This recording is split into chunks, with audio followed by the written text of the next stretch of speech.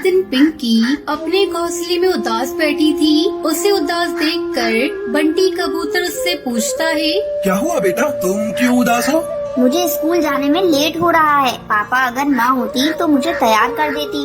बस इतनी सी बात, मैं अपनी रानी बेटी को अभी तैयार किए देता हूँ। पापा माँ मुझे छोड़कर क्यों चली गई? क्या बताऊँ बेटा, अभी तू छोटी है, मेरी बातों को तू समझ नहीं पाएगी। जब तू बड़ी हो जाएगी तो मैं तुझे सब कुछ सच सच बता दूंगा। बंटी कबूतर पिंकी को तैयार करके स्कूल पहुंचा देता है। पिंकी की बातें बंटी के दिमाग में बार बार गूंज रही थी। पापा माँ मुझे छोड़कर क्यों चली गई? शाम को बंटी जब घर आता है तो अपने साथ एक नौकरानी को लेकर आता है। यह है मेरा घर।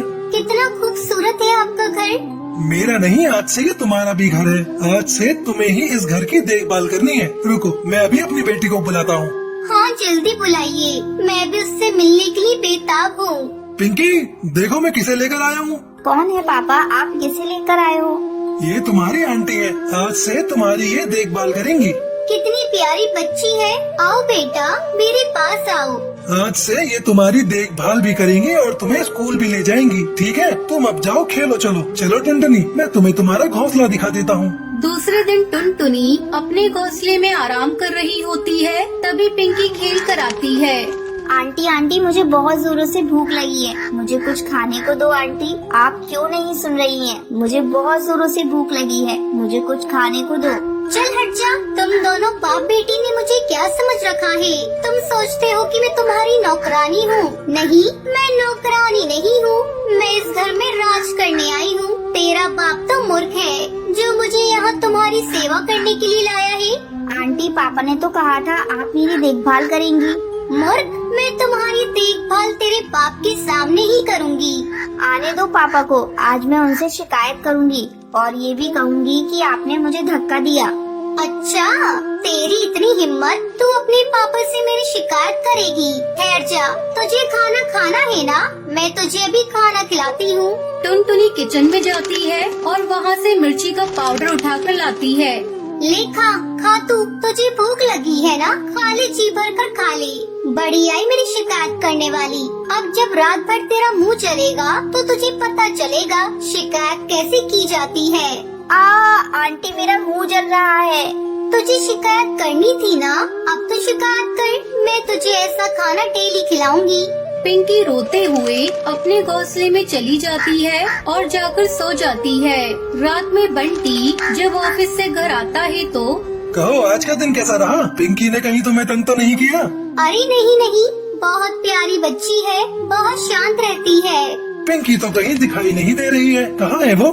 आज मैंने उसके साथ बहुत मस्ती की, वो थक कर सो गई। चलो अच्छा है, वो तुम्हारे साथ घुल मिल गई।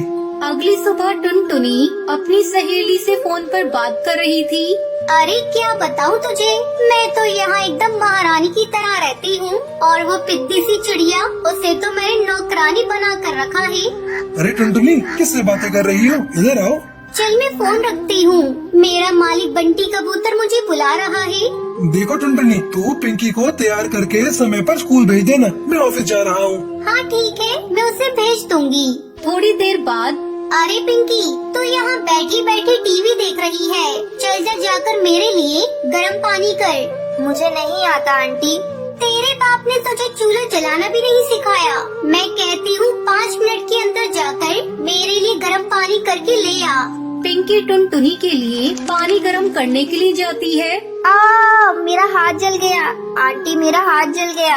ये चिड़िया ना हर समय मुसीबत में मुझे डाल देती है, अब मैं क्या करूं? बंटी देखेगा तो मुझे बोलेगा। बंटी कबूतर काम से घर आता है। जब वो पिंकी के रोने की आवाज सुनता है तो दौड़ा दौड़ा किचन में जाता है। पिंकी, ये तूने क्या किया? तेरा हाथ कैसे जल गया? टुनटुनी, तुम क्या करती रहती हो? मैं तो तुम्हें पिंकी की देखभाल करने के लिए लाया था, तुम अभी के अभी मेरे घर से निकल जाओ। बंटी टुनटुनी को घर से निकाल देता है और पिंकी चिड़िया टुनटुनी के अत्याचार से बच जाती है।